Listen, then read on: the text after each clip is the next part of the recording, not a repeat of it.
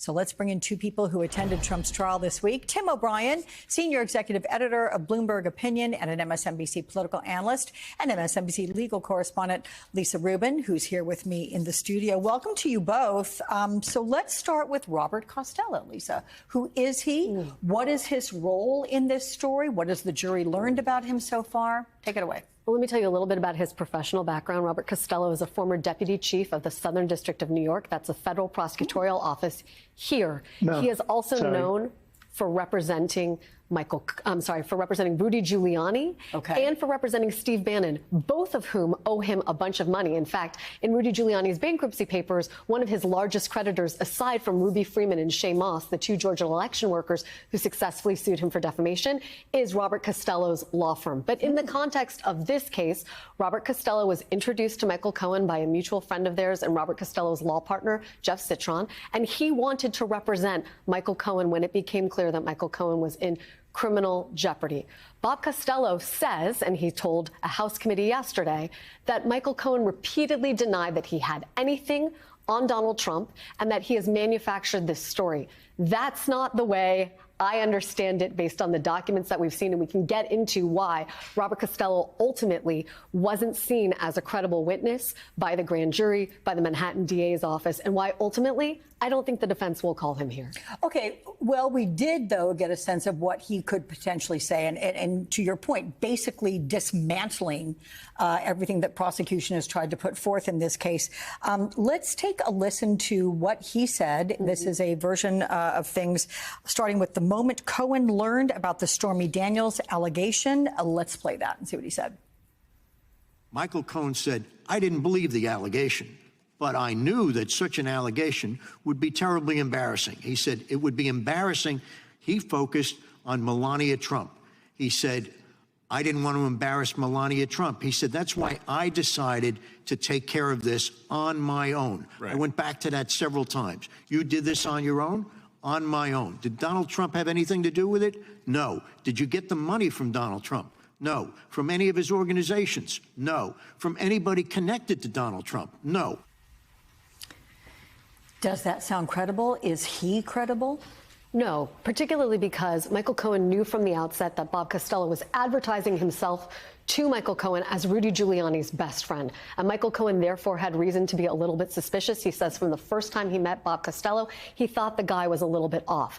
At that point in time, Michael Cohen also hadn't decided to cooperate yet. He was several months away from that decision. So it doesn't surprise me that in their initial meetings in particular, that Michael Cohen told Bob Costello a version of events that's not consistent with that which he ultimately pled to and that which he has testified to in this case. The other thing I want to point out to you, Alex, and our viewers, is I read Bob Costello's testimony yesterday, and there's a part of his timeline that's just belied by documents in the case and a whole bunch of other corroborating evidence.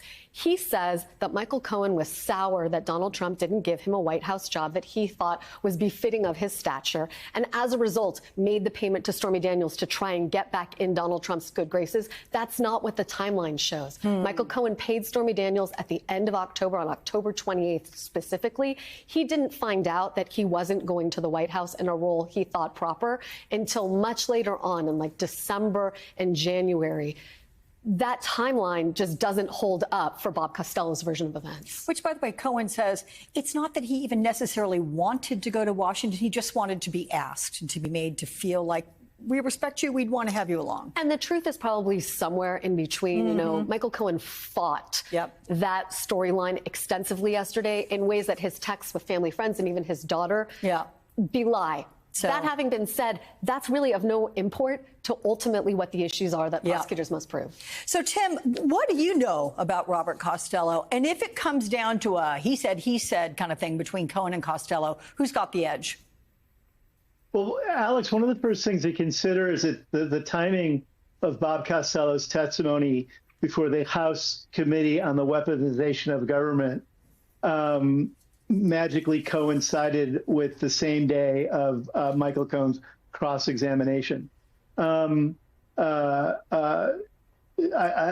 have little doubt that this was sort of put in there as an incendiary piece of testimony to disrupt the cross-examination of Michael Cohen, to throw doubts on Michael Cohen's credibility, I don't think that was accidental. A second thing to consider is one of the pieces of evidence introduced during Michael Cohen's testimony was an email from Bob Costello when the Trump camp was worried about Michael Cohen going rogue, because Donald Trump, I think, didn't have the sensibility to try to keep Michael Cohen in the tent much earlier than they did before they realized it was a problem that he might turn on them.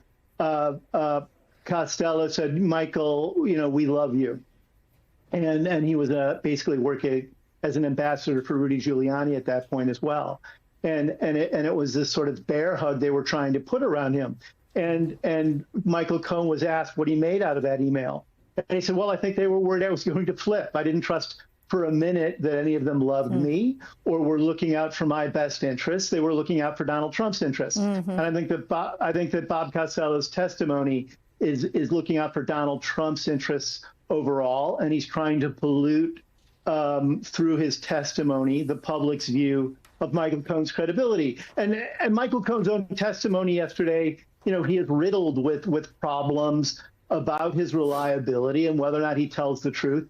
But the reality is, I think the amount of evidence the prosecution has put onto the public record now in this case transcends Michael Cohen as being the only person this case rests upon.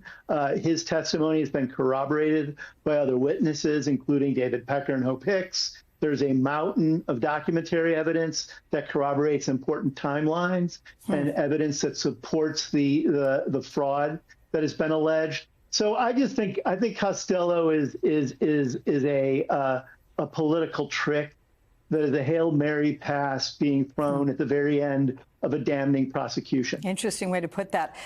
Given that we look ahead to Michael Cohen returning to the stand on Monday, Tim, what has been your sense of how he has comported himself during this trial, during his testimony? Well, Michael's a really volatile, unreliable person generally, and I think he's been almost a stellar witness throughout. He has been calm. He has been fact-driven. He's kept largely his own emotions in check. I think Todd Blanche has given a B- to a C performance as a defense attorney here. I think he was trying to get Michael Cohen rattled, but he didn't present a compelling narrative to the jury thematically about why Michael Cohen shouldn't be trusted within the context of this specific case. He larded an attack with a lot of very compelling data points that I don't know overall is going to sway the jury. And I think the prosecutors get to do a redirect if they want to. They'll probably clean some of this up. And then we go into summaries, at the end of this that I think also gives the prosecution another opportunity to tell the jury what it all means. Okay, much more to come, which means we'll see much more of the both of you. Tim O'Brien, Lisa Rubin, thank you so much.